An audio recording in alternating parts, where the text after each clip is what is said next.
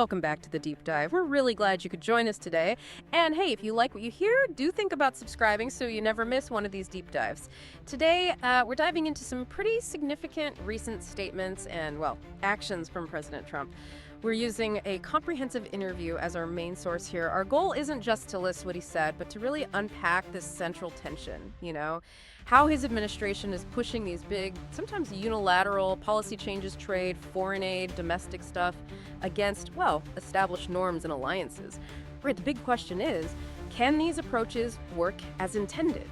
Or are there risks, unintended consequences that could spread out further than expected? Think of this as your shortcut to getting properly informed without, getting totally swamped. We want to give you those surprising details and the context that helps it all click. Okay, let's get into it. A huge focus for the president right now seems to be trade, specifically tariffs, right? Big expansion talk. That's exactly right. The president's been quite clear about the plan. Blanket tariffs, maybe 15%, maybe 20% on most trading partners. That's a jump from the current 10% rate. Yeah, and what strikes me is his confidence, He seems to brush off the usual worries like Paris hitting the stock market or pushing up inflation. He even pointed to the market hitting a new high. Right, but we need the full picture there. The source material notes that, yes, the S&P 500 did hit a record high around the time of the interview, but that came after a really rocky few months. Remember, after the first big global tariff announcement back on April 2nd, the S&P had one of its fastest 20% drops ever in the days following that. Okay, so context is key there. Definitely. And there was also that exchange about the Hasbro CEO warning about toy prices going up because of tariffs. The president basically dismissed it, said Hasbro hadn't told them, and just repeated his line that prices wouldn't rise if they made their toys here. And if you look at the wider economy, the Bureau of Labor Statistics data shows inflation has cooled down since the pandemic highs, but it's still sitting above 2.3%. So it's not, completely gone. Right, still a factor. And it's interesting you mentioned past statements. I recall that promise back in April, the 90 deals in 90 days thing. That didn't quite pan out into signed deals, did it? More like frameworks. Correct. 3 frameworks, not signed deals. But since then, we've seen, concrete actions. Letters went out publicly to 22 countries setting new tariff rates. Specifically, 50% tariffs on imports from Brazil were mentioned, and also a 50% tariff on copper imports. Both are supposed to kick in next month. 50%, wow. And this is where it really starts hitting close to home for major partners, like the EU and Canada. That's where things get really interesting, I think. Exactly. The president signaled he intends to send similar letters to the EU and Canada. The EU is massive. 27 countries, our biggest trading partner, over $600 billion in imports last year. Huge numbers. In Canada, also critical. Over $400 billion in imports. Then, shortly after the interview came the announcement. 35% tariff on Canadian imports starting next month. That's a serious escalation of the trade friction. A trade war, essentially. You could call it that. What's really telling, though, is the EU's reaction. Their top trade official, Maroša Šefčovič, basically said they're negotiating constantly every single day to avoid getting these tariff letters. And apparently, those talks helped them avoid the higher tariffs in the letters that went out Monday. But they're not just waiting around. They have over $100 billion in retaliatory tariffs ready. Retaliatory tariffs, right, and aimed specifically. Yes, aimed very specifically at goods from politically sensitive red states. Things like soybeans from Louisiana, bourbon from Kentucky. It's clearly a political calculation using economic pressure to hit the administration's support base. So it shows how trade policy instantly becomes a tool in domestic politics. Fascinating. It really does. Economic leverage meets political maneuvering. So, for you listening, think about this. How might these trade shifts affect the prices you pay? Or the businesses, the industries, right in your own community? What could the ripple effects be? Okay, so from trade wars and their potential fallout, let's pivot. Let's shift gears to the global stage foreign policy, particularly the situation with Russia and Ukraine. Right. The president's current public line is that he's disappointed in Russia. And he mentioned planning to make a major statement on Monday, but didn't give any more details on that. Okay, disappointed. But then he also talked about some kind of new deal for sending weapons to Ukraine. Can you unpack that one for us? Especially since there seem to be mixed signals, like Defense Secretary Hegseth pausing shipments recently. Yeah, that part was interesting. The deal, as the president described it, is the U.S. sends weapons to NATO. Then NATO pays the U.S. 100% for those weapons, and then NATO gives them to Ukraine. This apparently came out at a NATO summit last month. Now, the source pointed out it wasn't entirely clear if he was talking about a solid deal or Maybe just, an idea that's been floated to some NATO members buying U.S. arms for Ukraine. A bit ambiguous. Ambiguous, yeah. And what about that pause in weapons shipments? Hegseth ordered it, surprised people in the administration. What was the president's take? His response was quite direct. I don't know anything about it, but then he immediately praised Hegseth, saying he's doing a great job. So a bit of a disconnect there, perhaps. Seems like it.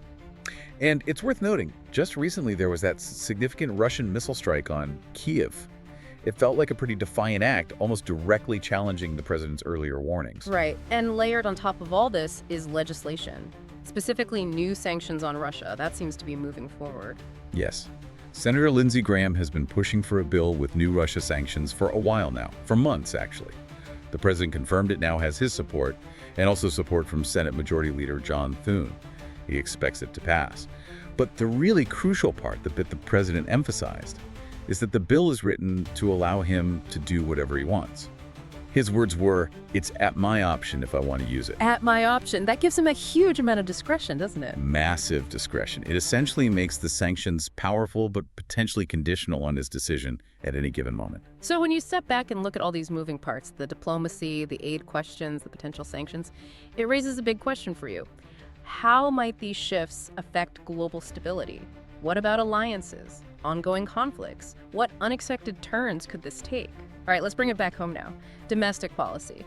There's this huge piece of legislation the president's been talking about, the one big, beautiful bill. That's the one. It's a massive domestic policy package.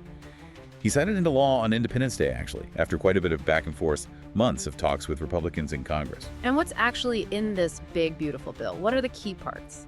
Okay, so the source breaks it down. Big picture.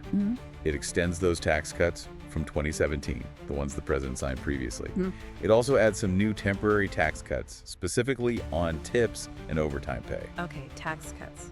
What about spending? Significant new spending. Hundreds of billions allocated for border security and for the military. But there have to be offsets somewhere, right, for a bill this big? There are. And they're pretty steep cuts in some areas. Major reductions to Medicaid, the health program for lower-income Americans. Also cuts to federal nutrition assistance programs, SNA, that sort of thing. And funding for clean energy initiatives is also facing steep cuts. So a real mix of tax cuts, specific spending increases, and then cuts to social safety net programs in energy. Exactly. It's kind of a classic legislative package in some ways, You have the tax cuts aiming for growth. You fund priorities like the border and military. But the cost is often pushed onto, social programs or areas like clean energy. It's a balancing act, or perhaps shifting the burden while claiming a political win now. And the president seems pretty bullish on how it's being received. He said he doesn't think he needs to campaign hard for it because, quote, it's been received so well. Is that how everyone sees it? What's the pushback been like? Well, Democrats certainly don't see it that way. They're already gearing up, focusing on Republicans in those tight battleground races who voted for the bill. The plan seems to be using this vote to try and flip the House and Senate in 2026. So making it a campaign issue for the midterms. Absolutely. The DNC chair, Ken Martin, he called it the big, beautiful betrayal. His argument is that Republicans chose loyalty to Trump over their constituents' needs. Strong words. And the president's response? Pretty dismissive. He basically said, they said that about 2024 too, and then added, they've lost their minds and they've lost their way. So, not backing down. Okay, so this big, beautiful bill is now the law of the land. For you listening, maybe take a moment to think. How might these changes, the tax shifts, the new spending, the cuts to social programs, how could they actually touch your life, your community's economy? And what might this mean for elections down the road?